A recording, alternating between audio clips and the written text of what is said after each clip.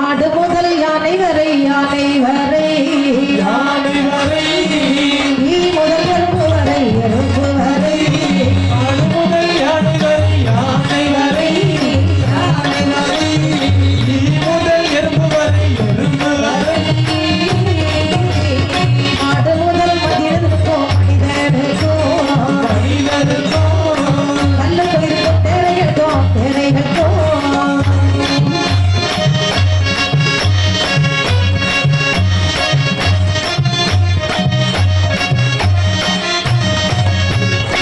Coil உள்ள கருவுகளுக்கும் கருவுகளுக்கும் கருவுகளுக்கும் சிசுவுக்கும் படிகளமே படிகளமே படிகளமே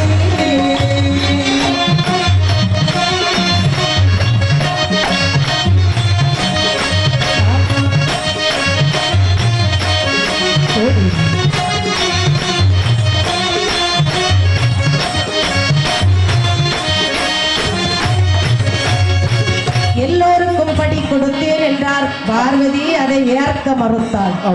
பார்வதி, அப்படி நான் படியளக்கவில்லையானால் இன்று முதல் நான் பரமன் இல்லை. ஆனால் நான் படியளந்தேன், ஆனால் உன்னை சபித்து விடுவேன். ஆமா, சும்மா விட மாட்டேன். பார்வதி ஆகட்டும் என எண்ணம் கொண்டு முந்தானையில் வைத்திருந்த சிவனை அப்படியே வெளியே எடுத்தா. திருக்காணியை திறந்து பார்க்கின்ற பொழுது பகவான் படி இழந்தது ஆளுக்கு ஒரு தினை. அந்த உயிருக்கு ஏற்றவாறு தான் அதுக்கு படி இழந்த தினை, சின்னதா ஒரு தினை. தினையை வாயிலை தப்பிக்கொண்டு சுற்றி சுற்றி வந்திடுமா வந்திடுமா வந்திடுமா வந்திடுமா வந்திடுமா சிற்றரும்போ சிமிழக்குள்ளே சிமிழக்குள்ளே அந்த சிமிழக்குள்ளே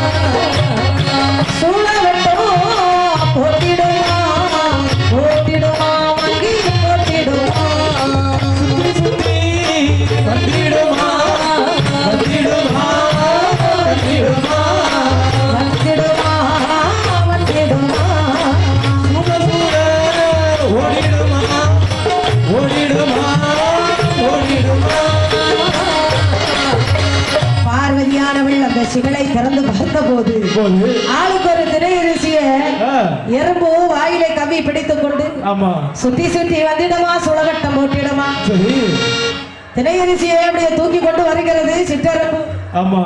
பார்த்தால் பார்வதி எதுவும் பேச முடியல. தப்பு பண்ணிட்டான்னா பெண்கள் எதுவுமே பேச மாட்டாங்க, அமைதியாயிருவாங்க. அது மீறி பேசினான்னா அப்படியே என்ன ஆகும், பிஞ்சிரும். பார்வதி நினைக்கிறாள், பகவான் சொல்லை கேளாமல் இப்படி ஒரு பாவத்தை செய்து விட்டோமே, அவரை எதிர்த்தெல்லாம் பேசிட்டோம், நம்ம மேல இவ்வளவு ஒரு தப்பு இருந்து மறைத்தும் இப்படி நடக்கும் என்று தெரியாம இருந்து பகவான் எவ்வளவோ சொன்னாரு, நம்ம இவர்கிட்ட போய் தோத்துட்டோமே. சிவனை விட்டறைந்து விட்டு ஓடுகிறாள். அந்த இடத்துல நிக்கல, இதுல தான் பொம்பளை ஜெயிச்சிருவா. கிட்ட நின்று அவ்வளவுதான், ஓடிடுவா.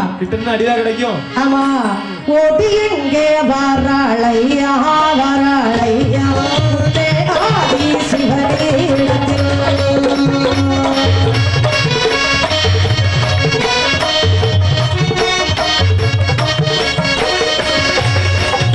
ஓடி வந்த ஈசனோடு சொல்வாள், அடியால் நான் செய்தது அரணாரை பொறுக்க வேணும். சிறியாள் நான் செய்த குற்றம் செய்த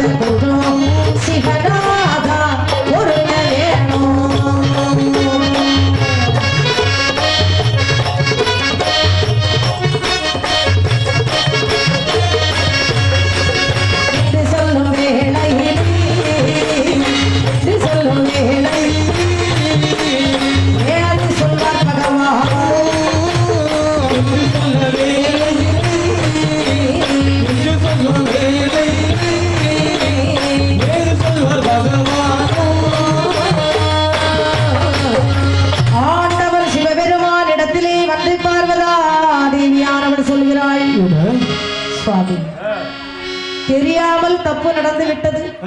இப்படியெல்லாம் நடக்கும் என்று என் சிந்தையிலே நான் எண்ணவில்லை ஐயனே. அறியாமல் செய்த பிழை அரணாரே பொறுத்தருளும். சரியால் நான் செய்த பிழை ஆதி சிவபெருமானே பொறுக்க வேணும் ஐயா. பொறுக்கணும். நீங்க பொறுக்கலன்னா யாரு பொறுப்பா? நான் ஒருபோதும் பொறுக்கவே மாட்டேன். அடியே பார்வதி, அப்பொழுதே என்ன சொன்னேன்? அம்மா சொன்ன கேட்டியா? இப்படி செய்யாதே என்று சொன்னேன். அம்மா ஒரு வார்த்தை கேட்டியா? அவமானப்பட்டு நிக்கிறது யாரு? கேட்டிருந்தால் இப்படி நடந்திருக்குமா? அம்மா நான் சொல்ல ஒரு வார்த்தை நீ கேட்டிருந்தா இந்த மாதிரி எல்லாம் நடந்திருக்குமா? இப்படி சொல்லியும் கேட்காத காரணத்தினால் நீ எதற்குள்ள அடைத்து வைத்த? சிவிலுக்குள்ள 2 எறும்பு அடைத்து வைத்தார். அறைக்குள்ளே வைத்தாலோ அறைக்குள்ளே வைத்தாலோ அரணறியாமாயோ அறைக்குள்ளே வைத்தாலோ அறைக்குள்ளே வைத்தாலோ அரணறியமாயோ சிவிலுக்குள்ளே வைத்தாலோ